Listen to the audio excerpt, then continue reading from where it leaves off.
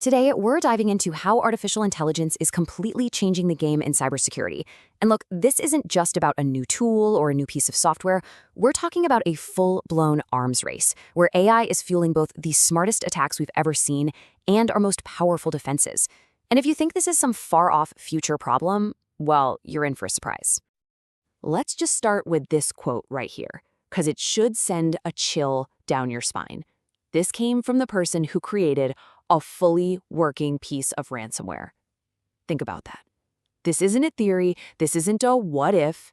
AI-generated malware is here right now, and it's being built without a human ever writing a single line of code. That changes everything. So what's the big deal, right? Malware is malware. Well, not anymore. Traditional malware is kind of like a scripted actor. It just follows a set of instructions step by step. It's predictable.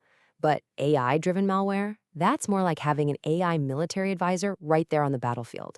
It doesn't follow a script. It assesses the situation, it makes its own decisions, and it adapts its strategy on the fly. It is a fundamentally different and way more dangerous kind of threat. Okay, so let's get concrete. This isn't sci-fi. We're going to look at a couple of real-world examples that prove this AI-powered threat isn't just coming, it's already here, and believe me, it is learning fast. So, say hello to Zenware. This is the first piece of ransomware that's been confirmed to be 100% generated by an AI. And it's no joke. It uses insanely strong encryption, the kind of stuff governments use to protect their biggest secrets. It's also multi-threaded, which means it doesn't just go after one file at a time. It spreads like wildfire, locking up your entire network at terrifying speed. And get this. Before the code was released to the public, it had a 100% success rate at bypassing every major antivirus program. The creators said their goal was just to prove what AI could do. Well, message received. Now, let's look at another one called LameHug. This is an info stealer that's been used by the Russian state-backed group EP127.AI. The attack starts pretty standard, a targeted phishing email, a malicious file. But Step 3 is where things get wild.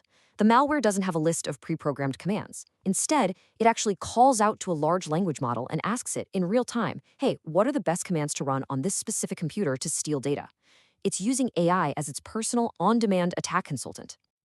And all of this leads us right to the heart of the matter, the AI arms race. Because for every single new way that attackers are using AI to build weapons, defenders are in a mad dash to use that exact same technology to build better shields.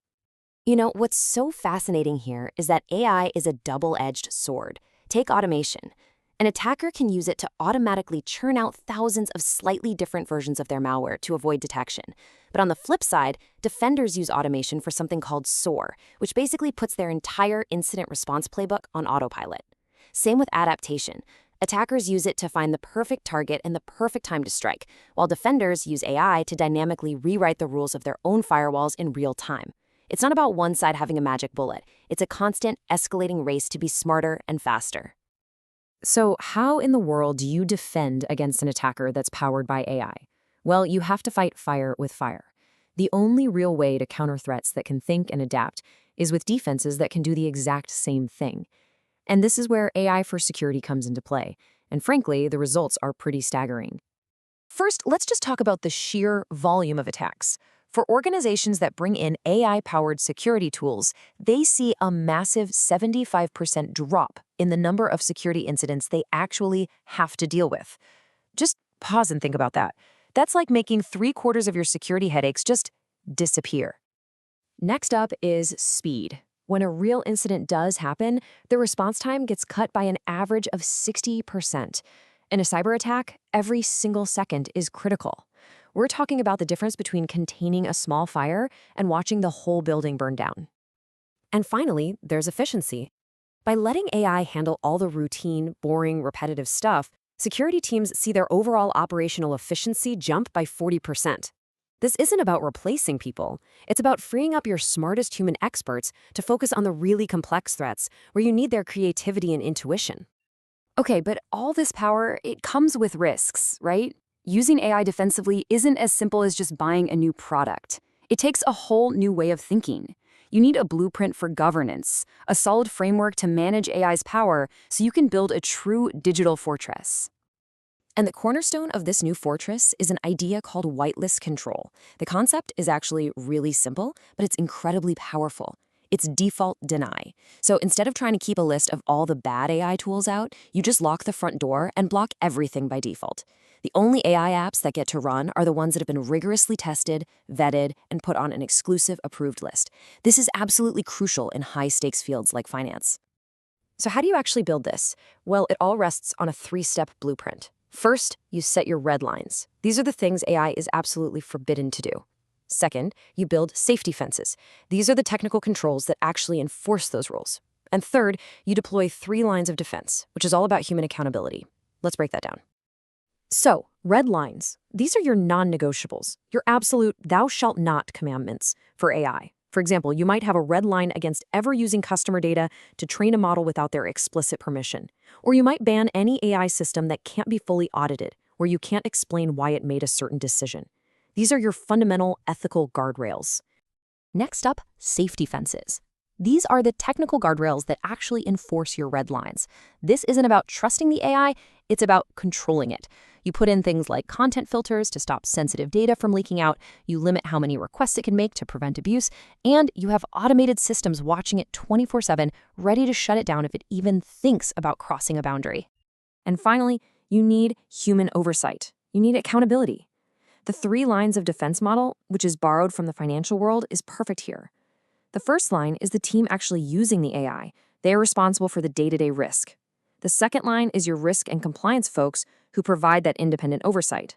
And the third line is internal audit, who comes in and makes sure the entire system is actually working the way it's supposed to. And on top of all that, you have to protect the AI systems themselves. This requires a holistic view across 4 critical pillars. You have to secure the data it learns from, because garbage in, garbage out. You have to lock down the infrastructure it runs on. You have to protect the model itself from being stolen or tampered with. And finally, you have to secure the application where people actually interact with it. A weakness in any one of these pillars can bring the whole thing crashing down. So where is all this headed? The honest truth is, this isn't a problem that we solve one day and then we're done. This is a constant battle. It's a long war that's going to define the entire future of cyber defense. And the battlefield is always changing. Just as we're getting our heads around how to fight this AI war, the next giant wave is already building on the horizon: quantum computing. As you can see here, within the next decade or so, these machines could become powerful enough to literally shatter the encryption that protects our entire digital world. The arms race never, ever stops. It just finds new, more powerful weapons. All right, so let's boil this all down. What are the big things you need to walk away with? Number 1, the AI threat is not a future problem. It is here and it is active right now. 2, you cannot sit out the AI arms race. If you aren't using AI to defend yourself, you are already falling behind. 3, control is everything. A strong governance framework with things like whitelists and red lines isn't optional, it's essential. And finally, remember that this is a journey. It's about constant adaptation, not finding some magic final solution. Which really brings us to the final, most important question. The lines have been drawn. The first shots in the AI cyber war have already been fired. The real question isn't if it's happening anymore. It's whether you and your organization are truly ready to fight back.